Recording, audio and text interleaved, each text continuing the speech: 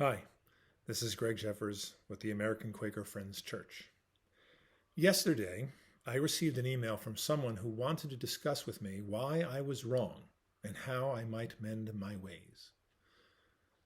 And I want to respond to that because here's the thing. I am advocating for people to get off the internet and organize local, cooperative, and interdependent community with their like-minded people.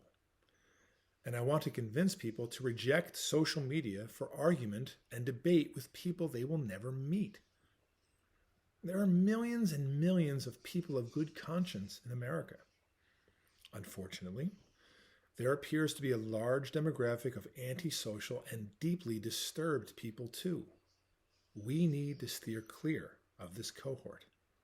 They are disowned. Disowned. I want to read you something by Thomas Paine, who, more than anyone else, was the father of the American Revolution. And he was a free Quaker, too. He wrote this in his seminal work, Common Sense. It is written in the vernacular of the time, so you might have to replay this portion and parse the meaning out, but you can find the entire essay on the web easily enough. It's Thomas Paine and his essay, Common Sense. Excuse me. Quote, "The strength of one man is so unequal to his wants, and his mind so unfitted for the perpetual solitude, that he is soon obliged to seek assistance and relief of another, who in his turn requires the same.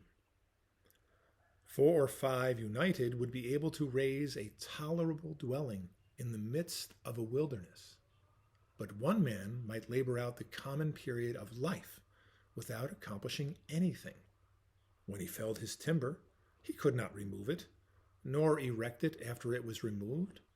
Hunger, in the meantime, would urge him to quit his work, and every different want would call him a different way. Disease, nay, even misfortune, would be death, for though neither might be mortal, yet either would disable him from living, and reduce him to a state in which he might be rather said to perish than to die." Unquote. The Quaker testimony of community is the committed and conscious effort by a group of families to live in cooperation and interdependence. As a practical matter, to accomplish that, the members of the community must live close to each other. And close is a relative thing. Orthodox Jews live in real community with each other, and more often than not, within walking distance to their shul or synagogue. The Amish and Old Order Mennonites live within a reasonable buggy ride of each other, as they have no central meeting place, and the church meets in the members' homes, with each family hosting the affair in turn. These church, synagogue-centric communities were the norm for most of American history, before corporate employment and automobiles freed people in general, and modern sanitary facilities, and later the pill, freed women. Debating with strangers on the internet is the antithesis of community. But I would love to speak with you about this and really hammer it out. We hope to be busy this summer helping a new family join the community, as they are bidding on a 200-acre cattle farm just a few miles from us.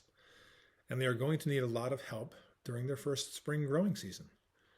We will be busy putting in several miles of fencing, and there's always plenty of time for philosophical debate when putting up fences. Of course, we still have to see to our own families, farms, and businesses, but it would be an excellent opportunity for a netizen, that is, someone who lives on the web, to see what it takes to forge the bonds of affinity and the give and take required to make a real community function. One of the big things that sets the Quakers apart is our lack of a requirement of belief. We don't require people to claim to believe things that might seem unbelievable. I think this is one of the reasons that our services are silent.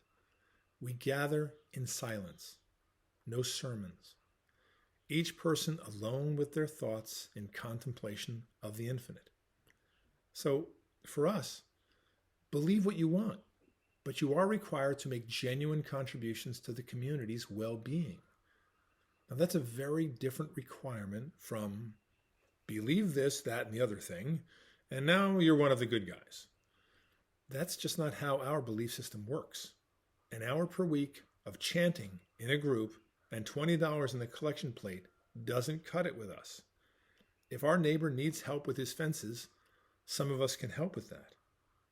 Others will prepare meals for the work crews, and others might be helping a woman with a newborn baby get her chores done. No chanting, no chanting.